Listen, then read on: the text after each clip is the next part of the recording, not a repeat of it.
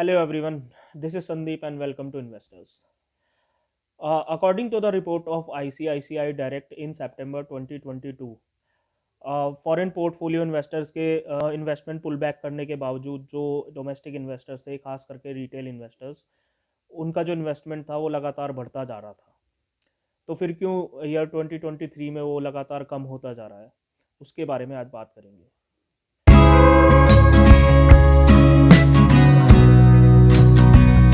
According to the same report, year 2021 और 2022 में domestic investors, basically जो HNI इंस्टीट्यूशनल इन्वेस्टर्स और ख़ास करके रिटेल इन्वेस्टर्स, इन्होंने जो फॉरेन पोर्टफोलियो इन्वेस्टर्स है उन्हें टोटली ओवरकम कर दिया था, आउट परफॉर्म कर दिया था।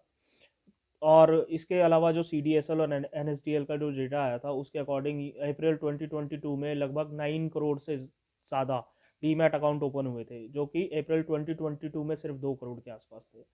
तो जाहिर सी बात है कि रिटेल इन्वेस्टर्स जो है, अब बेसिकली कोविड के बाद उन्होंने जो इम्पोर्टेंस है सेविंग्स की और बेसिकली जो इन्वेस्टिंग की जो इम्पोर्टेंस है वो समझना शुरू किया। और इसी के दौरान स्टॉक मार्केट भी उनके बीच ज़्यादा पॉपुलर होता हुआ दिखने लग गया था। अकॉर्डिंग टू द डेटा, एक लंबे टाइम तक बाय करने के दिसंबर 2022 से रिटेल इन्वेस्टर्स ने शेयर्स को, जो इन्वेस्टमेंट है उनको सेल आउट करना स्टार्ट किया। दिसंबर 2022 के क्वार्टर में लगभग 2 बिलियन वर्थ ऑफ शेयर्स का सेल आउट हुआ है रिटेल इन्वेस्टर्स के एंड से। उसके अलावा लास्ट 2 क्वार्टर से म्यूचुअल फंड में भी बहुत कम इन्फ्लो देखने को मिला है। इसका मतलब साफ है कि रिटेल इन्वेस्टर्स ने अब अपनी इन्वेस्टमेंट्स को कम करना शुरू कर दिया है।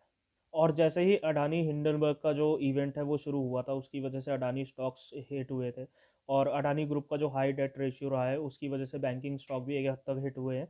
और इसके अलावा जो मार्केट सबको ओवर वैल्यूड लग रहा था, और साथ में जो इंटरेस्ट रेट्स बढ़ रहे थे, और जो एक ग्लोबल जो क्राइसिस जैसा माहौल बन रहा था, उसकी वजह से भी रिटेल इन्वेस्टर्स अभी मार्केट से फिलहाल बाहर जाते हुए लग रहे हैं।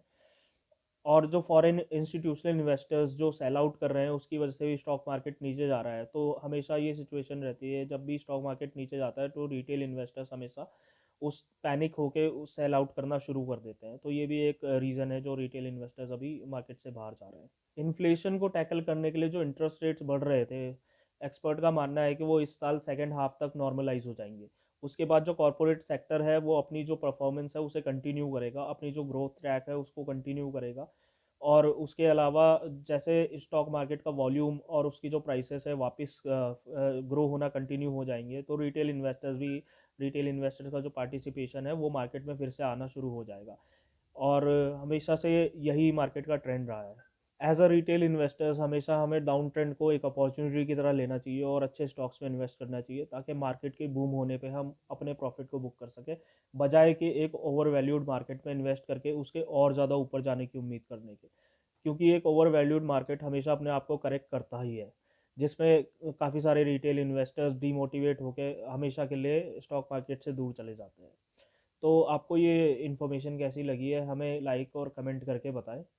और चैनल को सब्सक्राइब कर दीजिए आगे आने वाली वीडियोस के लिए। मिलते हैं नेक्स्ट वीडियो में। Thank you so much.